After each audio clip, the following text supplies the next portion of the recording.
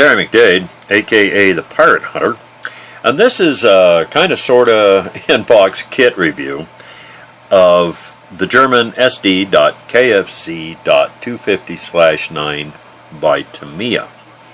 Now, I'm not going to go into a lot of detail on this because this 250s have been reviewed, overhauled, modified, and repaired in so many different variations by people who are much better than I am at building models.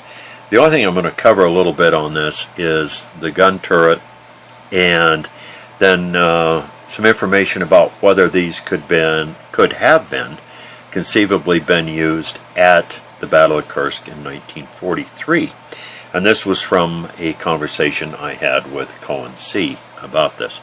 So let's look at this, and I'll show you, do a little bit on the gun turret.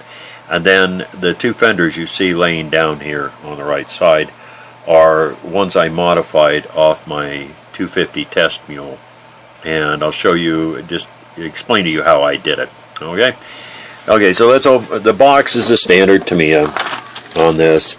Has it in Japanese. This drawings on the sides. The color scheme in Japanese on it. Let's open it up here real quick. Has the hull in it, obviously. The directions on this. Now, one thing on the directions, it talks about these. It says in 1943, the first SD.KFZ 250/9s were supplied to reconnaissance battalions on the Russian front.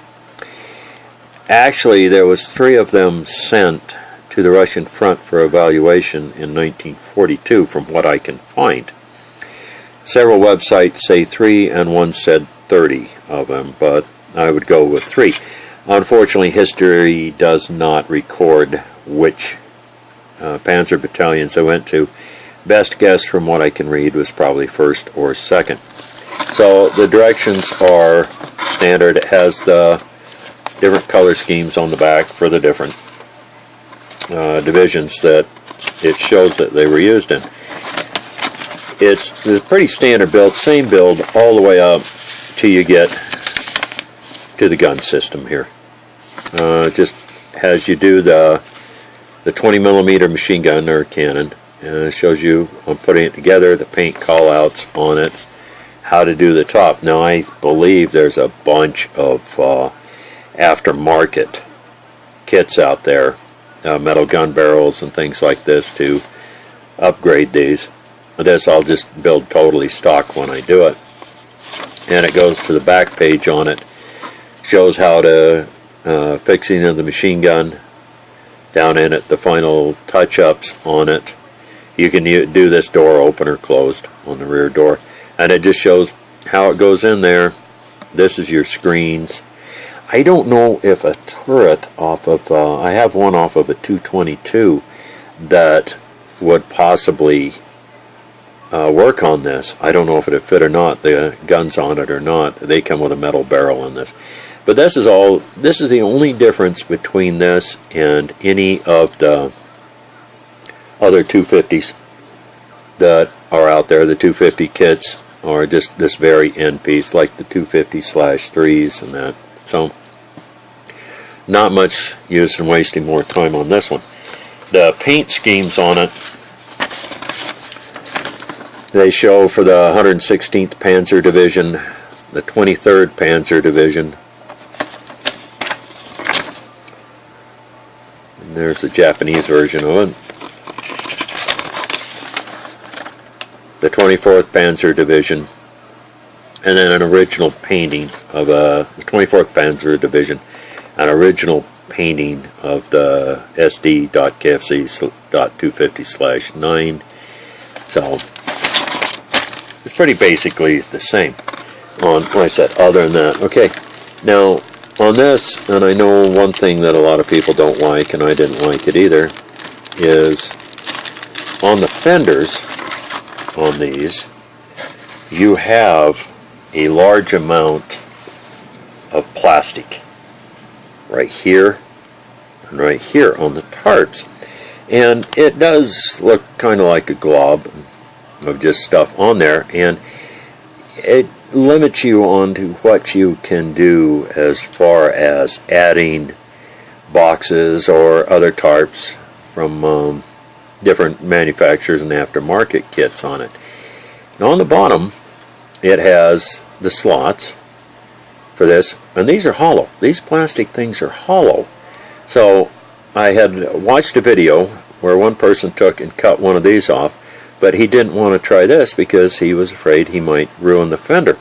So what I did is I took the set of fenders off my 250/9, not 9, my 250/1 test mule, and I cut them both off of it. It's not something you're going to use a Dremel. I wouldn't recommend using a Dremel or a body and fender grinder, something like that. What I did is I took and used these two saws. And when I made my first cut on it, I took and supported it on top of this, so it has support on it, and then I cut across here, get it out where you can see it. I cut it across here. Well, you've got to be careful that you don't go down in too deep on it, because you can cut through on the fender. So what it does, it then leaves you a lip that's, depending on how good you are, about that tall on it. So then I took an X-Acto knife, put a brand new blade in it, supported it again, and then slowly carved it off. Now, one advantage you have on doing this with Tamiya is a softer plastic. And if you take your time and you don't force it, you can cut that all the way down. Now, this is the one that had the side that had the really big glob on it. And you can see, I haven't finished this up yet, there is a little kind of divot right there on the fender. So on the bottom, I took and cut me a piece of sheet styrene, filled it in down here, and then used the white Tamiya putty on it. I'm still working the finish on that. Then on the other fender, I did basically the same thing. Where'd it go? Just filled in the bottom slot on it. I cut instead of having the two little openings there, I cut the slot out on it and put one solid piece in it and glued it in, let it dry, put some white Tamiya on it. You can see where I haven't finished on this here, doing some of this stuff. But then what it does, now you have to be careful, because you can really tweak these fenders or break them. They're really soft. So if you take your time on it, you won't have much problem. And when you go to put it back on the body, wrong side, wrong piece. When you go to put it back on the body, it straightens it out pretty good. They drop in the clips, your fenders are straight. So you've got an added way to put an added space to put any kind of equipment or tools or anything like that on. Now you can cut this one off too. One of my other 250s, I cut that one off too. Sanded it down and cut it off. So there you are. There's a way to remove these that doesn't ruin the fender. And once you fill it back up, sand it down, paint it, it'll look good.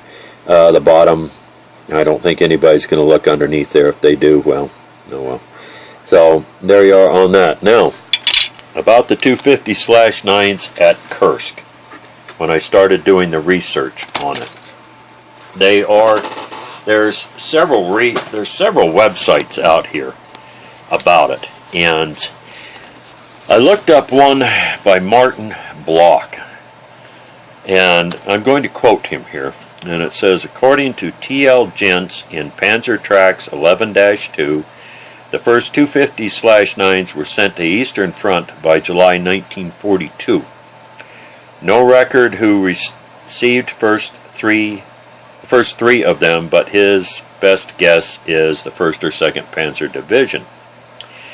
Now, these were supposed to have a very large production rate, but apparently there was issues with production and things like that, so the builds did not get going like they were.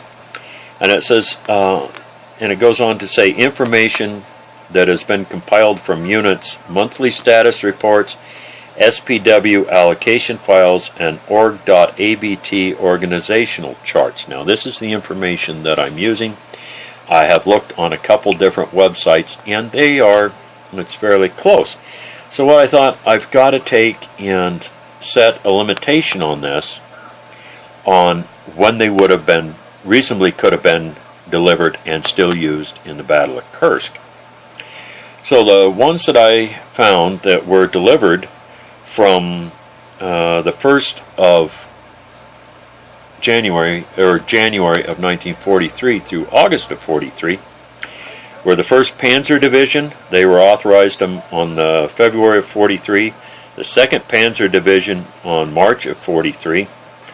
The 14th Panzer Division, 16th Panzer Division, they were also authorized them in February 43.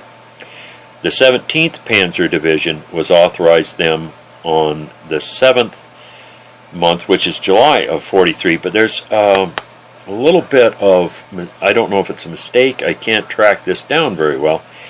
And then the 24th Panzer Division was authorized again in February of 43, and the 3rd Panzer Grenadier Division was authorized them in July of 43, and the 29th Panzer Grenadier Division was authorized them in February 43, and also the 3rd SS Panzer Division, Totenkopf I believe it is, shows that they had them or in their possession or were allocated them on the 1st of July 43. So the 1st Panzer Division was, from what I've read, was rather beat up on the end of 42 and 1st of 43, and was pulled out of the Eastern Front and sent to France for refitting, and then never returned to the Eastern Front, and instead was in the battle, was used in Greece in this. Now the 2nd Panzer Division, yes, from what I read, they were in Kursk. Theirs were delivered in May of 43, and it shows on an organizational chart, it shows that they are allocated ×3 251/9's. Now the 14th Panzer Division, they were delivered July-August of 43, does not show them at Kursk. The 16th Panzer Division, 6 of 43, the things I looked up didn't show them at Kursk.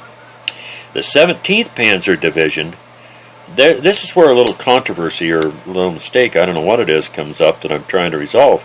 It shows they were authorized on the July of 43, but were delivered from January to March of 43. But the 17th Panzer Division was held in reserve at the Battle of Kursk. And the 24th Panzer Division, theirs were delivered the 7th to the 8th month of 43, but they weren't in the Battle of Kursk. Now the 3rd Panzer Grenadier Division shows them as having them in their 3rd Recon Battalion on 7 of 43, July of 43. And also it shows the 3rd SS Panzer Grenadier Division having them as of 1 July 43, or on their allocation charts. And I'm not really that great on reading these allocation charts, but if you have any further information or you have any other reference areas you would like to put on this, I would be glad to go look at them. But based on what I've read on this, that they were in use at the Battle of Kursk. You could reasonably expect that they were at the Battle of Kursk. I know there might be somebody that says they've never seen one there, but that's possible. I have looked at large amounts of photographs, videos, and everything else when I got started on this build about using this and what I wanted to do. And I have found, as I said in one of my other videos, large amounts of photographs that are supposed to have been at the Battle of Kursk.